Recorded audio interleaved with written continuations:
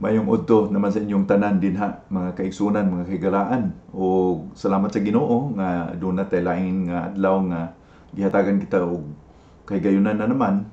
Dili gyud kita makalimot nga magpasalamat sa Ginoo nga makabangon kita, makamata kita, makabugtaw kita matag adlaw kay dili kita kasigurado sa atong maabot sa atong ugma. Labi na gini atong panahon sa pandemya karon. O atong ipahinomdom nga nakita sa serye sa Encounters with God nga atong nasugdan duha na ka pagtulunan ang atong na hisgutan o na tun-an ang kinabuhi ni Moises ug ni Jacob. Ug niini nga udto atong pagatun-an ang usa namang ka karakter sa Biblia sa Old Testament nga mao si Gideon. Ug akong basahon sa atong Bisaya nga Biblia sa Maghuhukom or Judges Kapitulo 6 versikulo 11 hangtod sa 27. So, kung naamoy mga Biblia, maayo nga inyo akong sundon sa pagbasa ni ining mga bersikulo. Maghuhukom Kapitulo 6 versikulo 11 hangtod sa 27. Unya miabot ang anghel sa Ginoo didto sa Ofra. Milingkod siya ilalom sa punuan sa kahoyng terebento, tugas, nga iya ni Joas nga kaliwat ni Abiser. Niadtong higayuna, si Gideon nga anak ni Joas naggiok og trigo didto sa pug-anan sa ubas aron dili makita sa mga Midyanhon ang trigo.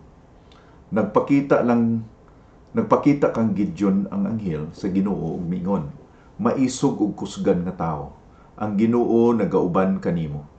Mitubag si Gideon, apan kon ang Ginoo kauban panamo, nganong ingon man niini ang among kahimtang, nganong wala man siya maghimo og mga milagro sama sa iyang gihimo kaniadto sa dihang gipagawas niya gikan sa Ehipto ang among mga katigulangan, sumala sa gisugilon nila kanamo. Gipasagdan na kami sa Ginoo ug gitugyan sa mga Midyanhon. Mingon ang Ginoo kaniya, lakaw o gamitang imong kusog sa pagluwas sa Israel gikan sa mga Midyanhon. Ako mismo ang nagpadala kanimo. Mitubag si Gideon, apan unsaon ko man pagluwas ang Israel, kaya ang among pamilya mauman ang pinakahuyang sa tribo ni Manase, ug ako pagayod ang pinakaubos sa among pamilya. Mingon ang Ginoo, magauban ako kanimo ug pildihon mo ang mga Midyanhon, nga daw sa nagpatay ka lang og usa ka tawo. Mitubag si Gideon, kung nalipay ka kanako, hatagi akong timailhan, nga ikaw gayud tinuod nga nagsugo kanako. Ayaw una pagbiya kay maghalad ako kanimo. Mitubag ang Ginoo, hulaton ko ikaw. Milakaw si Gideon og nagluto usa ka nating kanding og naghimo siyag pan nga walay patubo, ginamit ang tunga sa sako nga harina. Pagkahuman, gibutang niya sa basket ang karne o gibutang ang sabaw niini sa kaldero o gidala ang mga pagkaon ngadto sa anghel sa Ginoo didto sa ilalom sa punuan sa kahoyng terebento o tugas.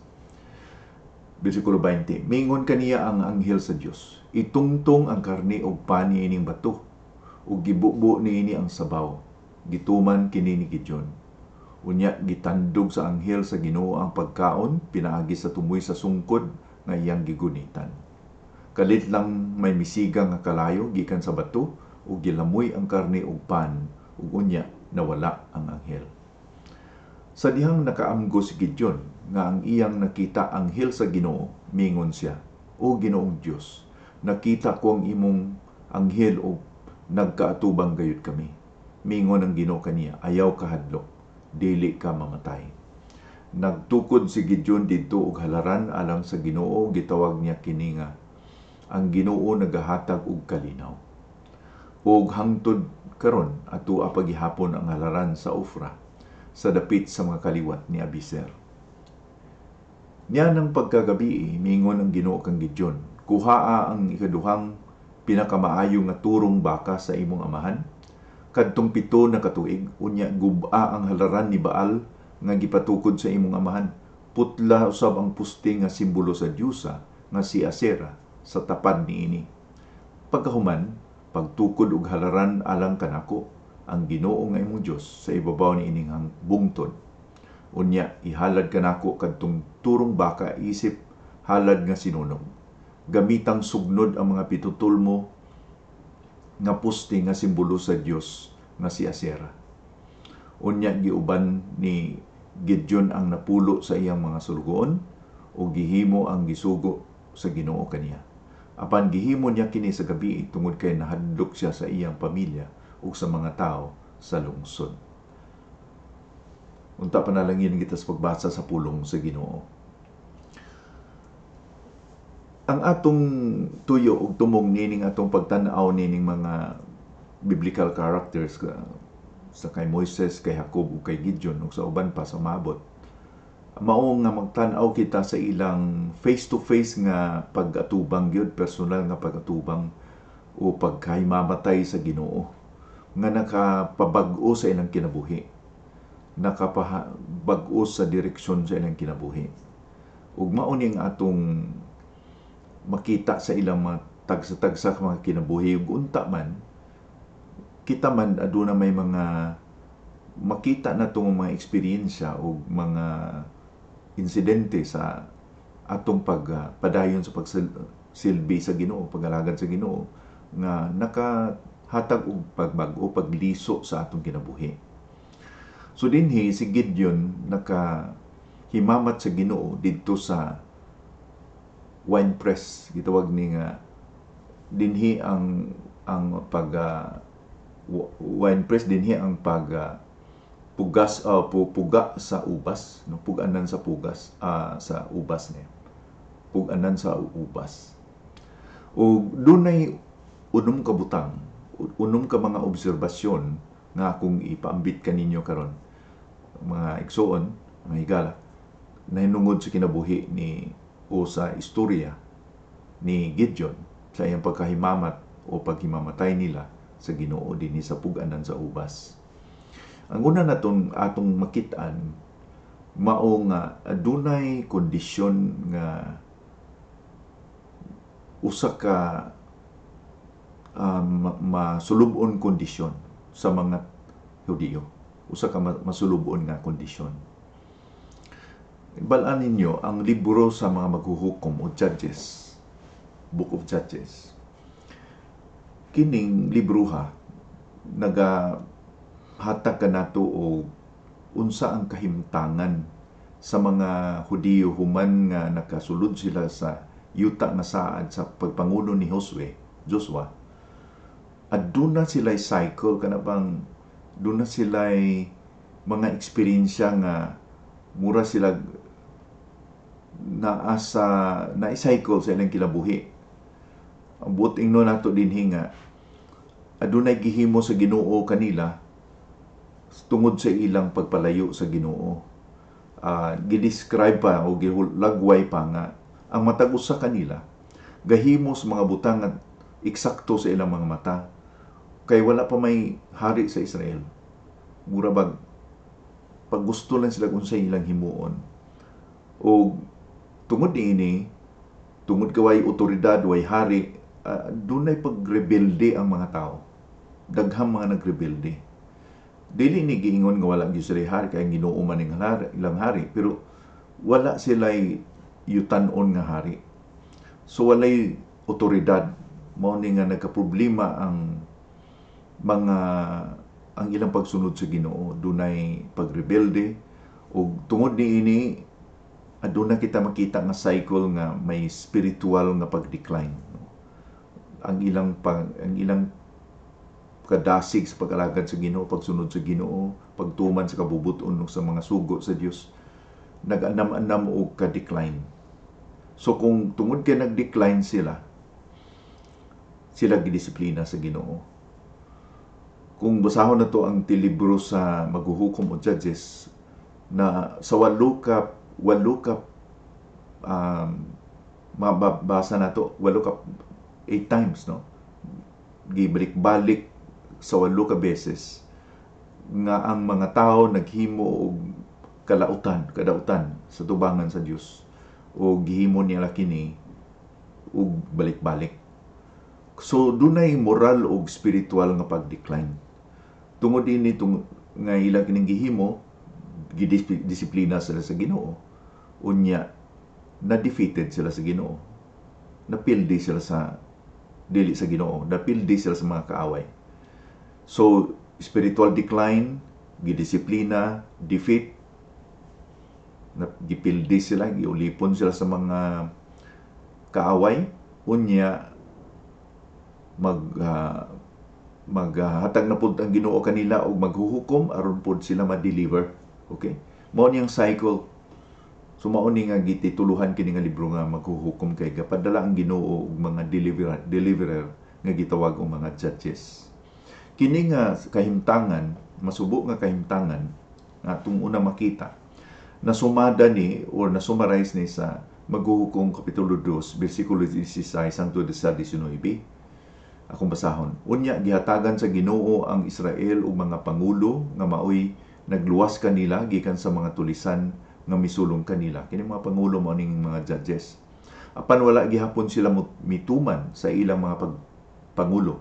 Mitalikod dinuon sila sa Ginoo ug misimba sa ubang mga Dios.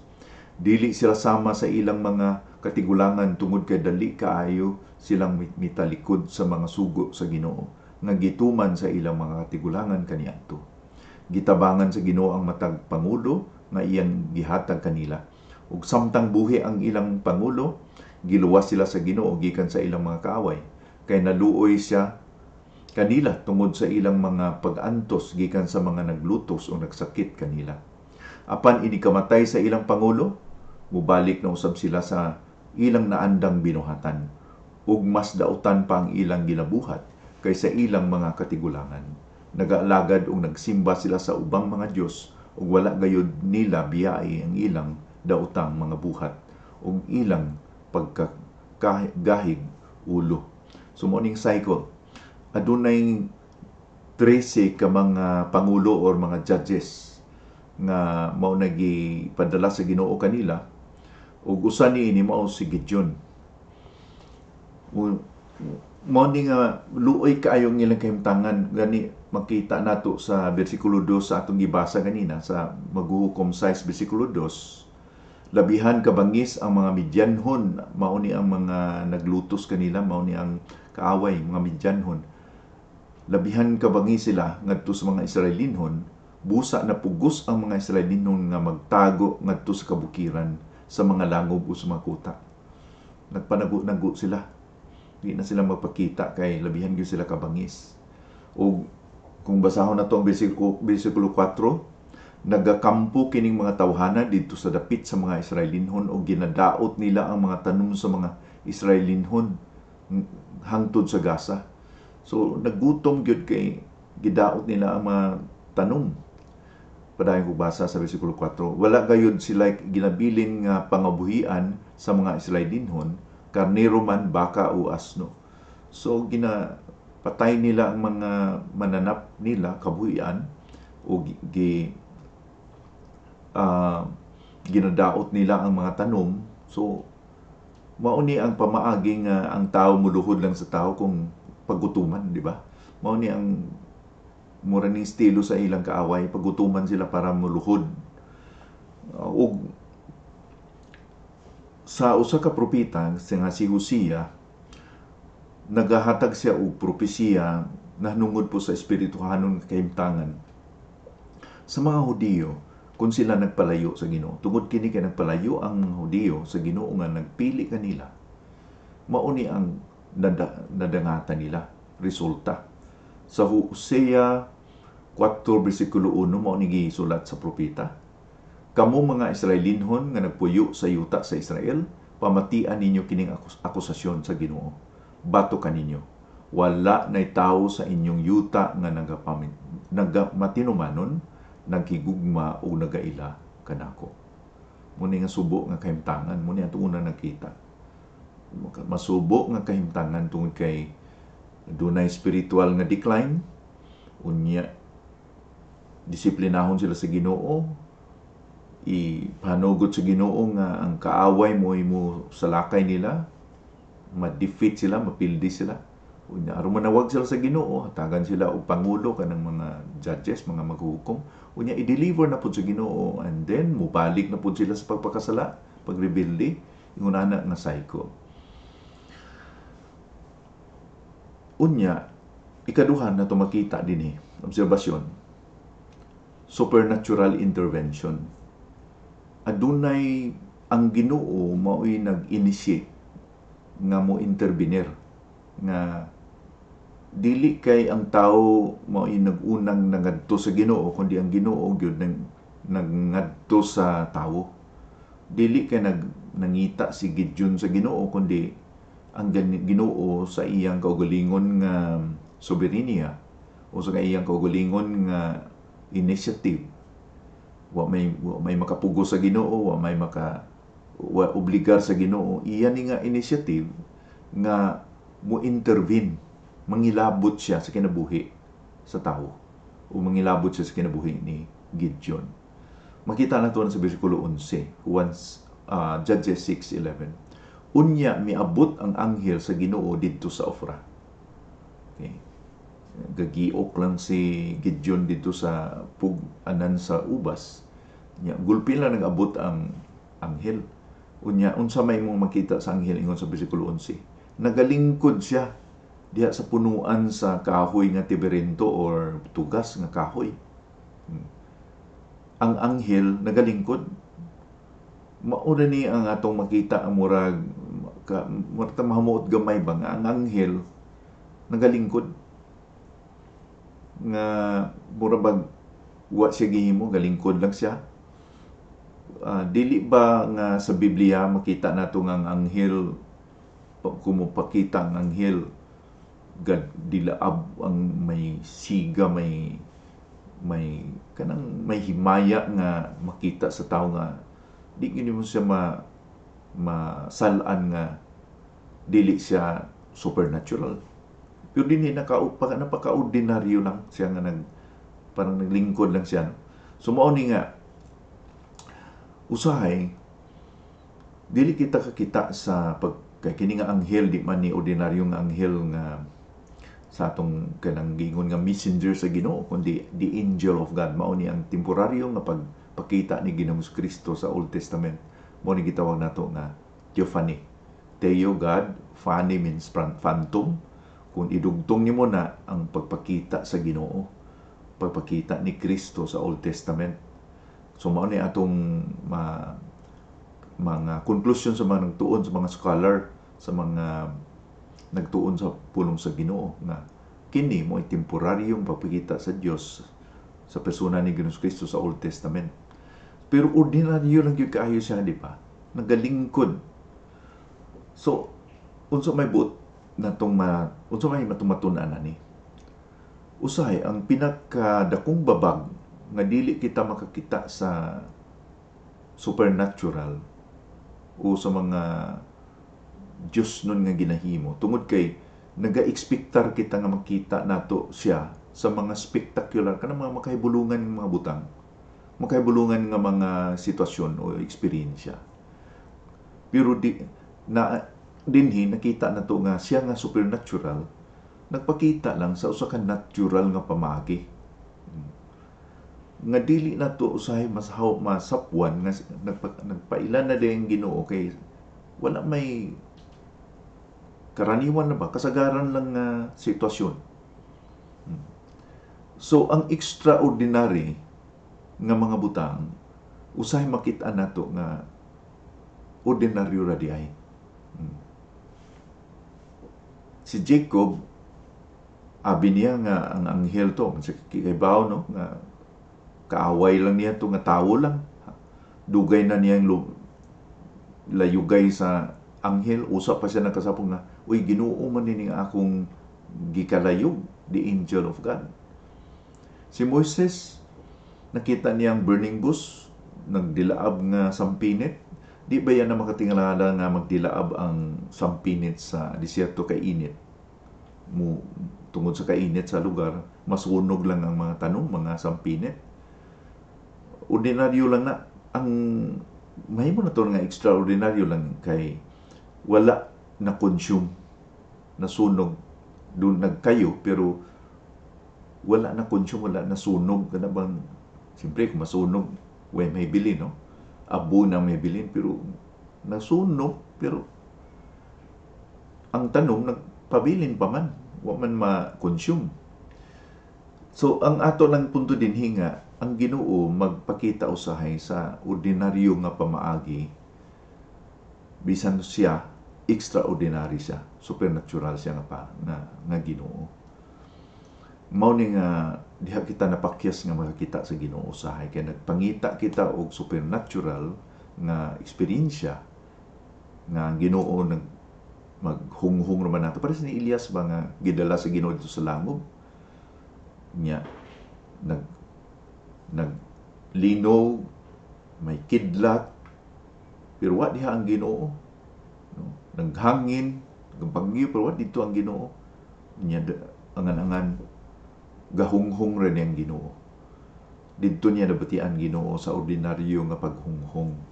So dili kita magkasayop nga ang Ginoo bisan supernatural siya, magpakita siya sa ordinaryo nga pamaagi. Gani gitawag si diha sa Isaiah 53 ang paggulagway sa Ginoo, Ginoong anak kanato, no? Kay kung ang Ginoo magdesider nga magpakaila, kung ang Ginoo magpadesider nga magpaila sa iyang kaugalingon din sa kalibutan, kung ikaw siguro ang magbuot o ako ang magbuot, di ba angayan yun nga magpaila siya sa usa ka spectacular, kanang ang tao mahinganghag yun. Pero kinsa may dili mahinganghang nga siya nagpakatao sa pasungan, kinsa may mutuo nga siya Dios kay sobra man sa ordinaryo, kinsa man sa ato dinhi nga natawo sa pasungan, kinsa man sa ato dinhi nga diha gi bunag sa hugaw nga lugar. O sa paghulagway ni Isaiah sa Isaiah 53:1-2, ingon pa ni Isaiah, kinsa ang makatuo sa among mensahe, kang kinsa gipadayag sa Ginoong iyang gahom, kabubuton sa Ginoo nga muuswag ang iyang alagad, sama kini sa tanom nga nagtubo, nga nagapanggamot diha sa malang yuta. Wala siya'y kaambong, ini pamatay, wala siya'y kaambong o pamarug nga mahimong makadani kanato ngadto kaniya. So si Kristo ordinaryo lang yung itsura, di ka mapalingon sa iyang kagwapo, no? Ang iyang pagkaambong, ang iyang itsura ordinaryo lang. Now nya sa sinulat ni Apostol Juan sa Juan 1:14, bisan ingunana ang paghulagway ni Isias, pero ingon ni Juan din sa Juan 1:14, ang pulong nagpakatao o nakig-uban kanato, nakita namo ang iyang kadungganan o himaya, ingon nga bugtong anak sa amahan, maluluyon gayud siya og pulos kamatuoran ang iyang gipanulti. Napunta nga kita, andam kita nga magpamati o expectar nga Ginoo mo padayag kanato, dili lang sa supernatural mga extraordinary, kundi sa mga ordinaryo nga mga butang, ordinaryo nga eksperyensya kanato. Okay? Kaya maubitaw ni nga si Kristo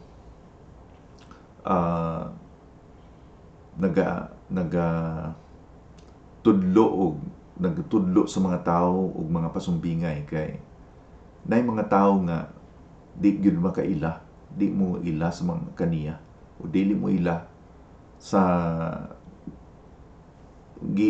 pangutana siya sa mga apostoles nga naman nga magtudlo sa pasumbingay. Ingon niya nga tungod kini kanay mga tao nga dili mo ila kaniya, dili ang pasumbingay dili masabtan kung wala sila interes gyud nga makahibalo sa kamatuoran.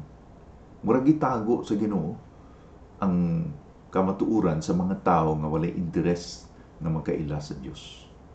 So sa eksperyensya ni Gideon mao po na, no, wa siya kasabot nga kini di ay siyang giatubang niya, mauna dito ang Ginoo. Para niya ordinaryo lang, sinubot kinsa ba ni galingkod lang sa punuan sa kahoy nga Teberento.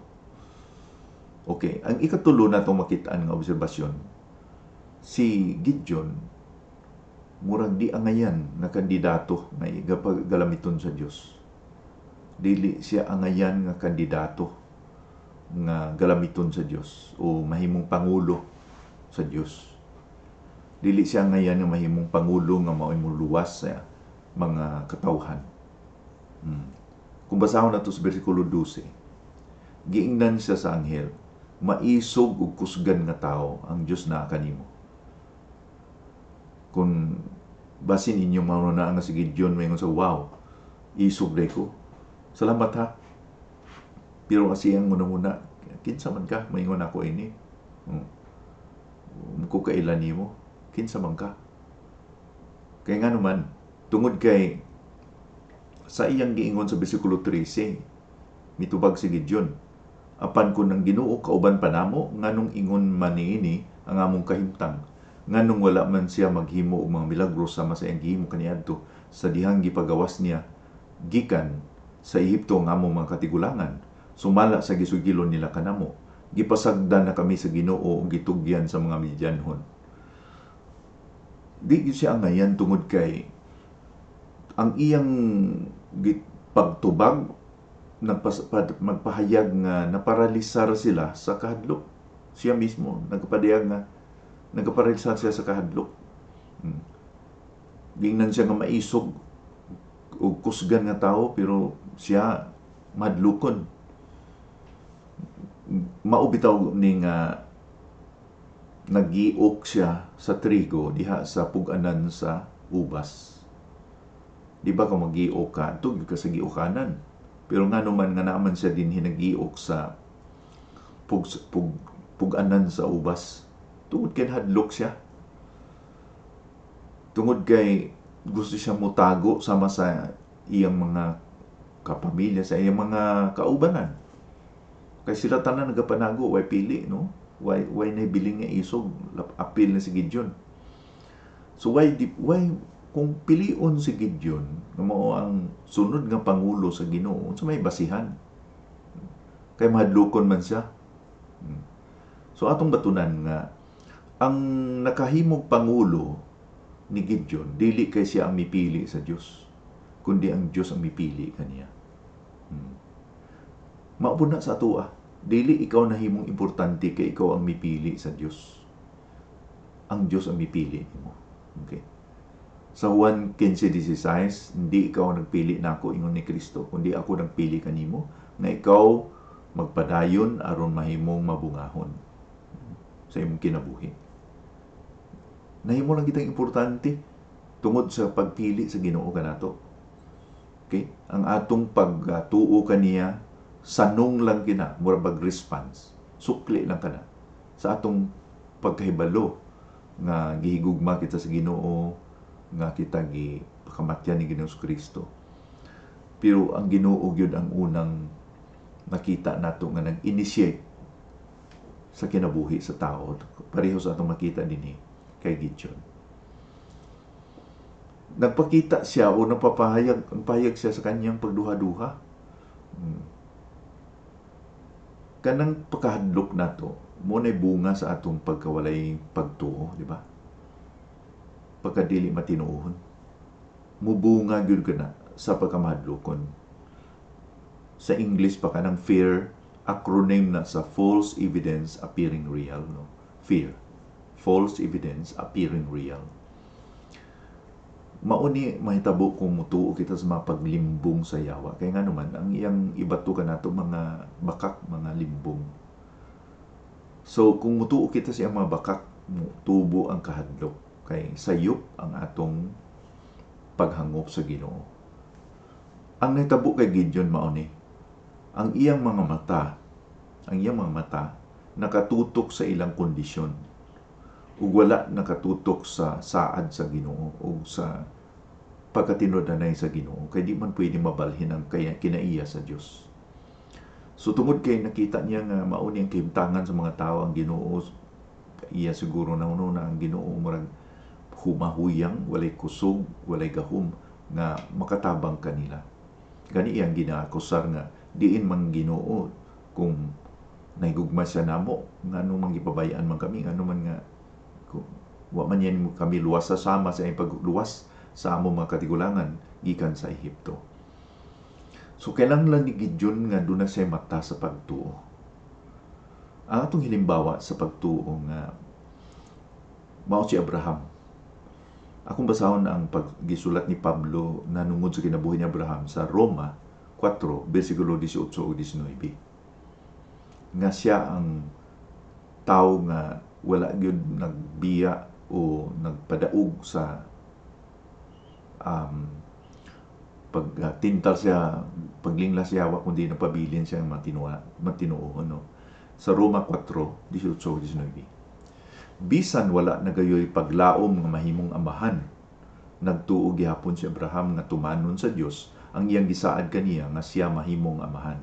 Busa tungod sa iyang pagtuo, nahimo siyang amahan sa daghang mga nasod. Sumala gayud sa giingon sa Dios kaniya. Bersikulo 19. Sa dihang nagsaad ang Dios kang Abraham, mga usa ka gatos na katuig ang iyang edad, ug nasayod siya nga tigulang na siya og imposible na nga makapaanak pa.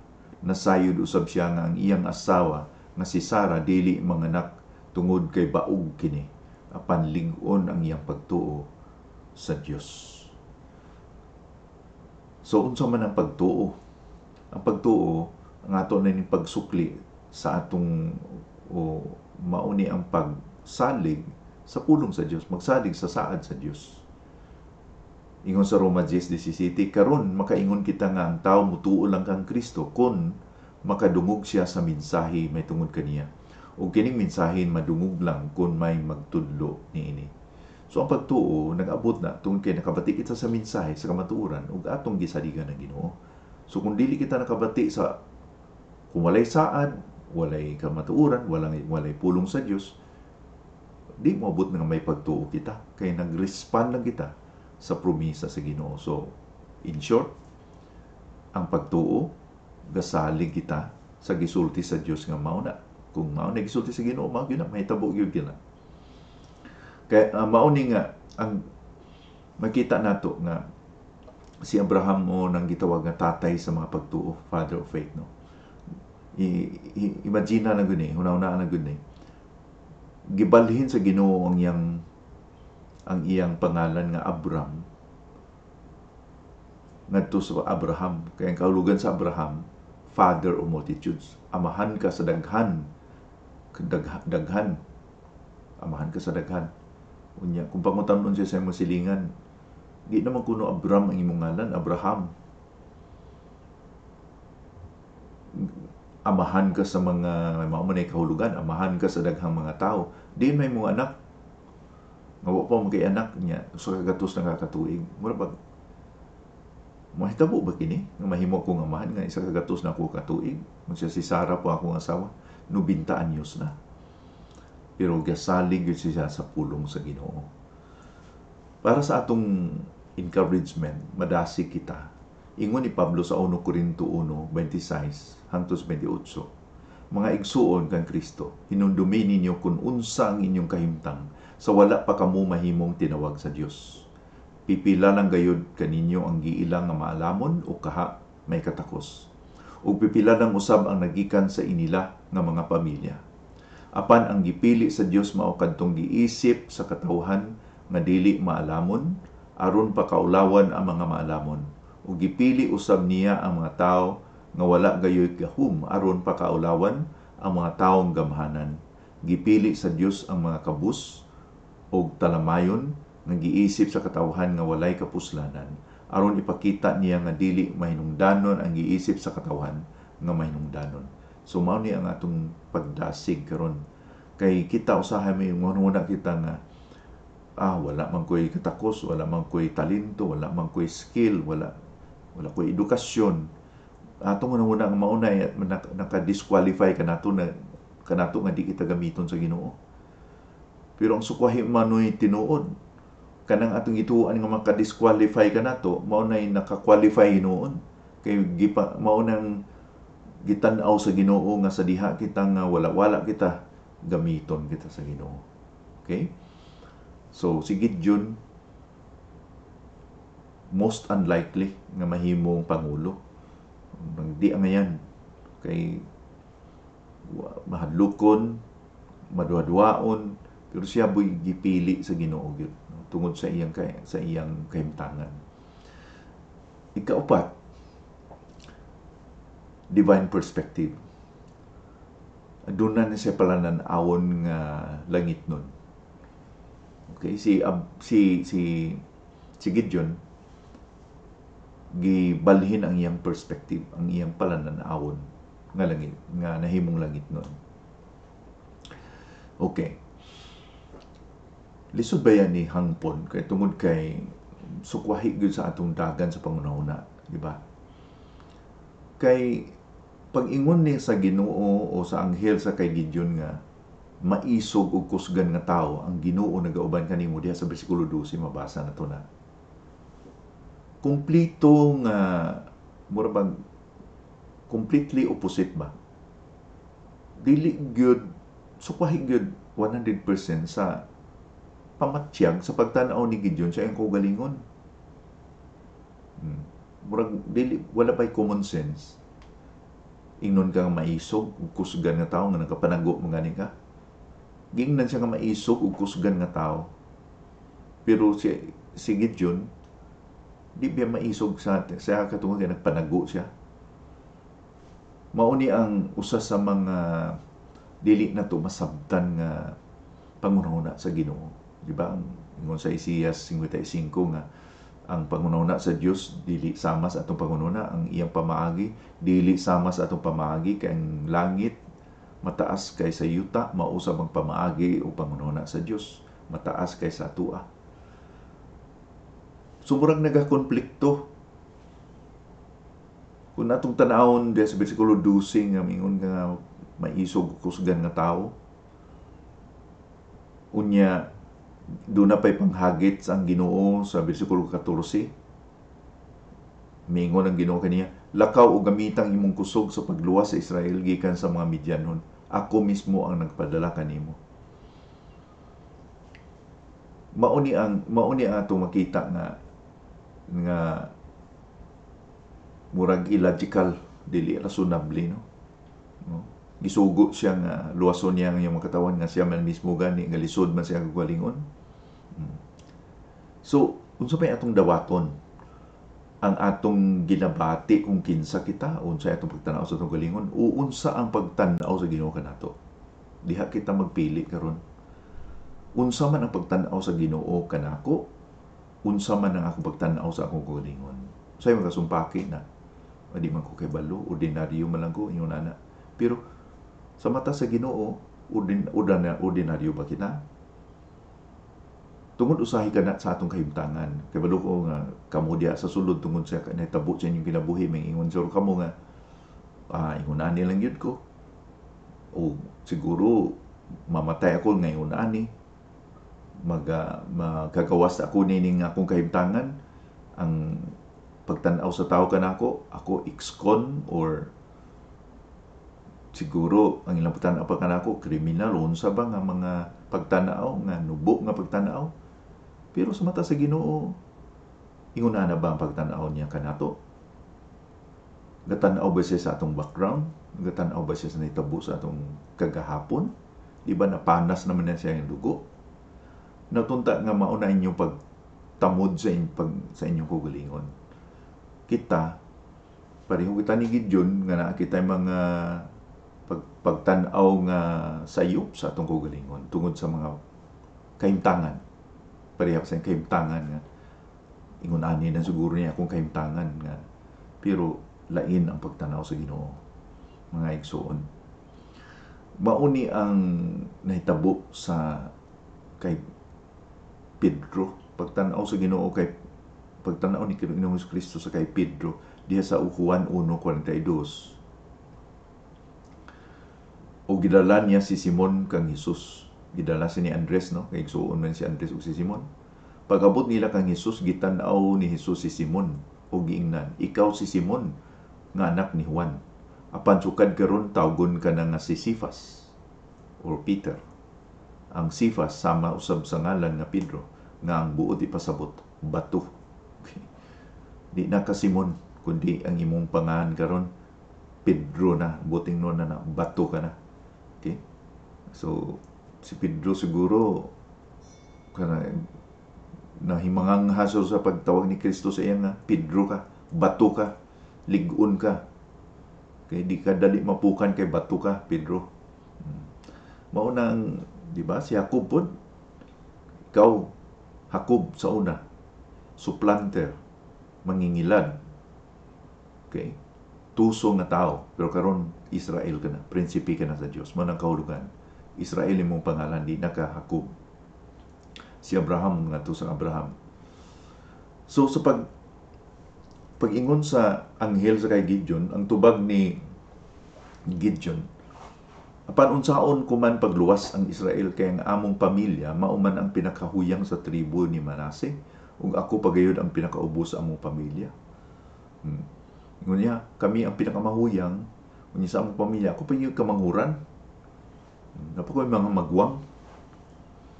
Ang pangutana, pagpaubos ba ni ang pahayag ni Gideon o self-inferiority complex? Pagpaubos ba ni o kanang gitawag nga inferiority? Lain na ha, kanang pagpaubos lahi kay sa inferiority. Ang inferiority, gitanaw niya siya nga wala siya'y value. Ubos gud siya nga wala siya'y nahot. Nga may nato nga wala siya'y kantidad. Di na pagkaubos siyang kugilingon, inferiority. Pero ang humility, dili mo na ang humility, dili nga gatanaw ko sa iyong nga ubos nga wala kay mahimo, kundi dili gatanaw ikaw sa imong value, sa imong pagkatao, sa pagtanaw sa Dios. Okay? Kung sa English pa, is not thinking less of yourself, but thinking of yourself lesser. Kung humble ka, wa ka gawna sa imong gugaling, gawna ka sa imong igsuon. Okay? Kaya di man kung unsay panginahanglanon sa imong igsuon, nakita nimo kay gawna ka sa uban. Mao na ang pag-humble. You are thinking lesser of yourself. Pero dili ka na gawna nga ako nubo kay sa kay igsuon. Ako igsuon di sa ibabaw, ako di sa ubos. Di na mao ang humility. Okay?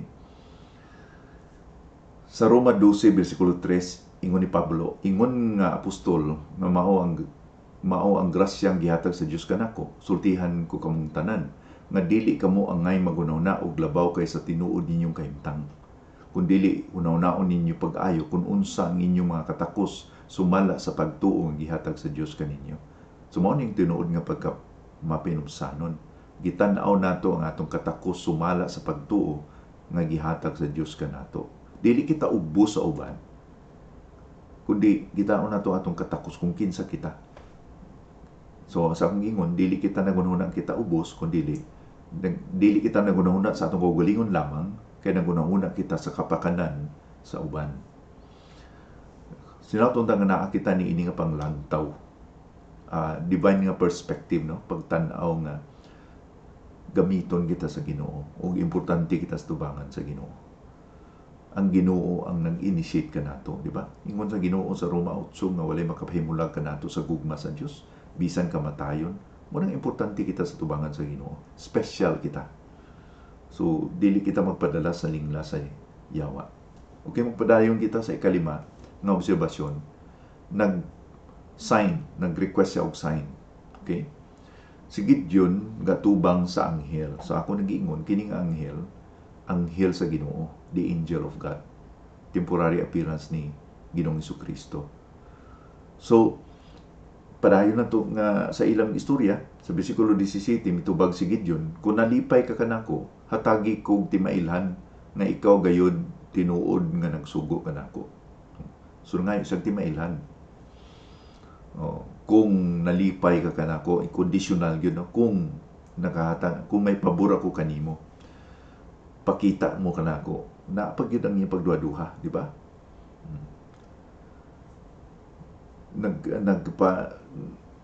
Nagpabilin pag yun iyang pagduha-duha, wala pag yun nawala iyang pagduha dinhi, di ba?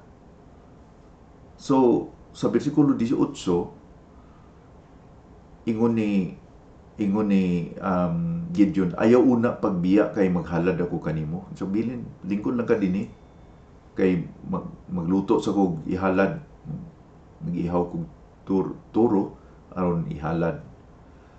Murag murag balik wa out kaayo no nga siya ba'y misugo sa anghel nga magpabilin. Mitubag ang Ginoo, hulaton ko ikaw. Murag mahimuot pud ta dinhi nga sitwasyon tungod kay ang Ginoo may iyang gipahuwat.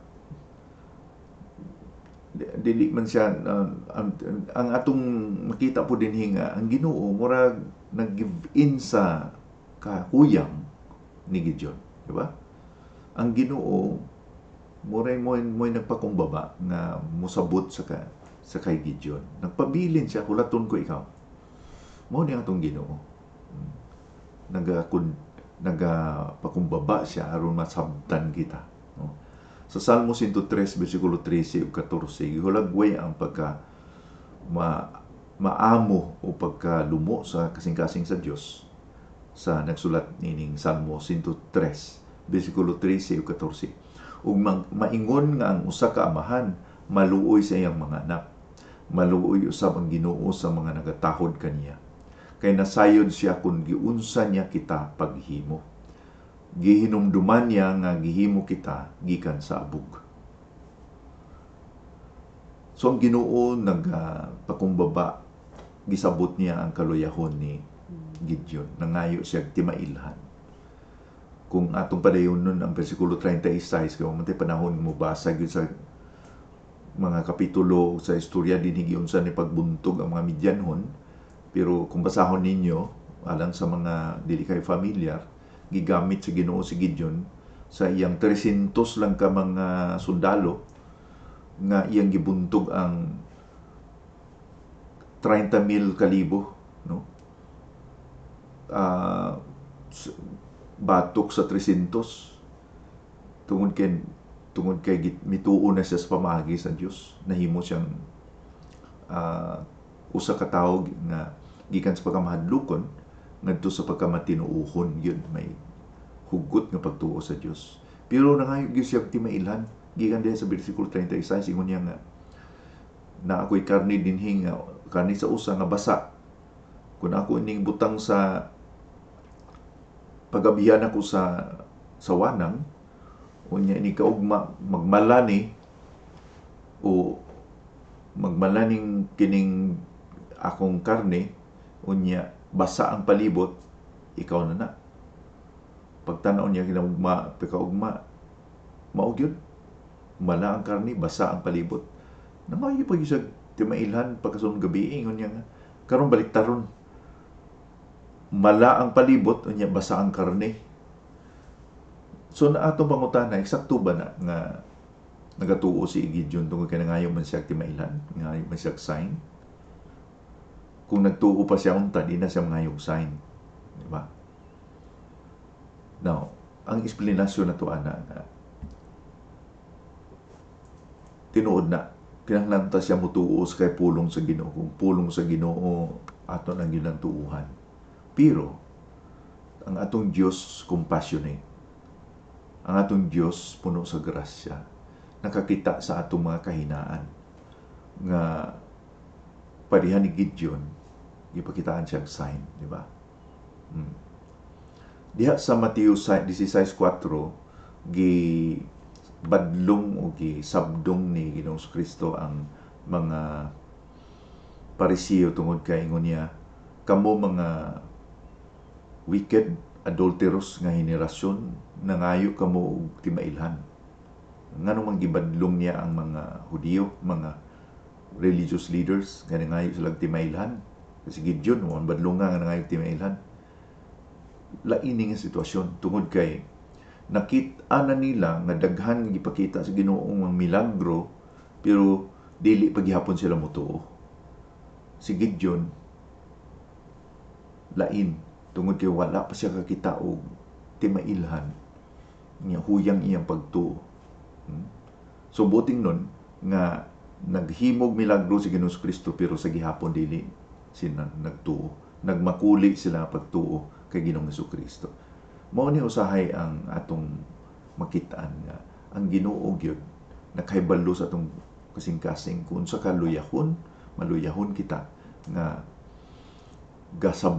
gasabot siya sa atong pagkamaluya o pagkahina nga iyang i-build up ang atong pagtuo. Pareha din ning amahan sa istorya din sa Marcos 9:23-24 nga ang iyang anak gisapian og mga malaing espiritu niya. Di maka tabog ang mga apostoles niya ngabot sa Ginoong Kristo niya. Giingnan niya ang amahan. Mingon si Jesus kaniya, versikulo 23, Marcos 9:23. Nganong mingon ka nga kung may mahimo ako, ang tanan mahimo ko sa tao nga mutuo ka nako. 24. Umitubag dayon ang amahan sa bata. Nagatuo ako apan kulang pa, dugangi nga akong pagtuo. I believe, help thou my unbelief. Dugangi akong pagtuo. So, wa siya gibadlong ni Ginoong Kristo. Gisabot siya nga ang maluya. Dili siya na sa kaluyahon sa pagtuo. Pero sincero siya nga gusto ko mutuo pero di na ko kaya sa akong kalingon. Kini nga bersikulo sa sa Marcos 9 nga pamatuod gyud nga ang Ginoo nagatanaw sa atong kasing-kasing. Nakita sa Ginoo ang kasing-kasing ni Gideon nga dili siya nga nagapariha sa mga Parisiyo nga nakakita sa mga milagro nga dili motuon. Ang Ginoo nakakita kaniya nga nag-struggle gyud siya sa iyang pagtuo. Ang ikaw katapusan, ang iyang paghingpit sa iyang pagtuo. Okay? Atong makita din nga naghingpit o nagdevelop ang iyang pagtuo. Gingnan siya sa versikulo 23 nga, peace be with you. Ayaw nakahadlok, hindi ka mamatay kaya nakakita ka kanako. No? Ang kalinaw na kanimo unya nagapatindog dayon siya og timailhan ug yang gitawag to nga lugar nga naa ang kalinaw sa Dios. Gihatagan siya sa Ginoo unsay kulang niya, kulang gyud siya sa pagtuo. Gihatagan siya sa Ginoo og kasiguraduhan nga ako ni dili ko mobiya kanimo, ako ang Dios. Ang kasiguraduhan nga gihatag sa Ginoo kanato, He is the God of I am. Ako mao ako. Ang Dios naa karon. Ingon pa sa Salmo 46 bersikulo 1, ang Dios ang atong refuge, ang atong kusog ug taguanan. A very present help in trouble. Siya naa karon mutabang kanato. Kay I am siya, naa ako karon. Mo nang buting nun. I am peace, Jehovah Shalom. Ako ang Diyos nga naghatag og kalinaw. Unya, para man nga maugmad gyud ang pagtuo ni Gideon, gisugo siya ni atong gabi una gyud nga gubato ang altar nga gihimo sa imong amahan ug ang kahoy isugnod sa halad nga sinunog kay maghimo po kag altar para kanako. So napo ka mga sulgoon niya sa gabi ilang giguba to. Murag niining paghimamatay nila sa Ginoo nabalhin gyud, nagdisog gyud si Gideon, nagmaisog gyud siya. Imbis nga talawan siya, nahimo siya maisog. Ingon pa sa bersikulo 25, unya guba ang halaran ni Baal nga gipatukod sa imong amahan, putla usab ang puste nga simbolo sa Diyosa nga si Asira sa tapad niini. Mao ni ang gihimo sa Ginoo sa usa ka imperfect, mahuyang nga tao katulad ni Gideon. Sa bersikulo 34, gigamhan si Gideon sa Espiritu sa Ginoo, gipatingog niya ang budyong sa pagtawag sa mga kaliwat ni Abiser aron sa pagsunod kaniya. Ang Espiritu sa Ginoo nag-abot sa kay Gideon. Ang pangunahuna day dinhi mga kaigsuonan nga mura ba siya gitakpan sa Espiritu sa Ginoo, mura ba kung may habol ba imong gilipit sa imong galingon, mo na ang idea. Ang Espiritu sa Dios mo milipit kaniya or migahum kaniya. Tungod kay ang kusog dili gikan kaniya, ang iyang kaisog dili gikan kaniya, gikan kini sa Ginoo. Mura ba ni og ang imahinasyon nato sa glove, anang glove ni sulod nato sa atong kamot ug ang atong kamot, ang Ginoo ang kamot, ang glove kita. Kung wa ang Ginoo, di makalihok ang glove,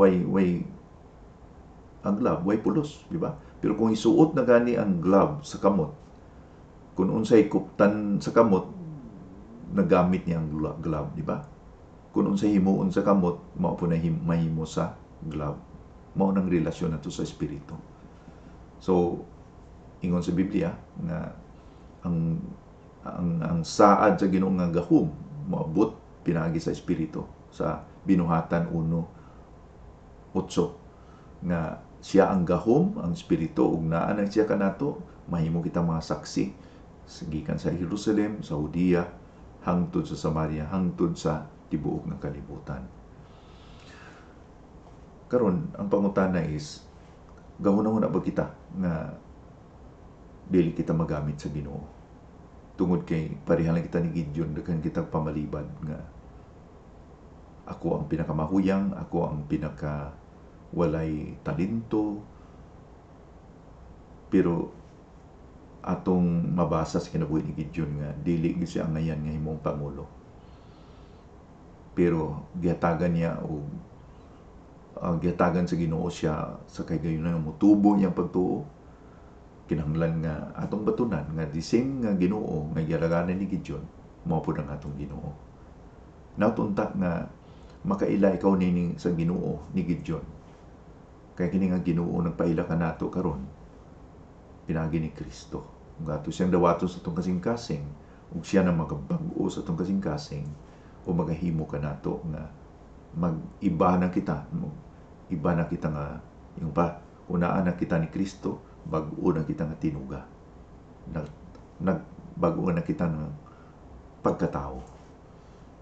Gani, mahimo na to ang mga butang nga dili na to mahimo sa una. Labi na gyud sa pagkinabuhi nga balaan. Magampo kita. Ginoo, salamat gyud sa imong pulong. Panalangini kini Lord sa among kasing-kasing nga kini among kinabuhi. Dili kami lang tagapamatik, kundi magatuman ini sa inadlaw na mga pagpadayon sa pag-alagad kanimo. Kining tanan na among giampo sa ngalan ni Kristo nga among Ginoong maluluwas. Amen.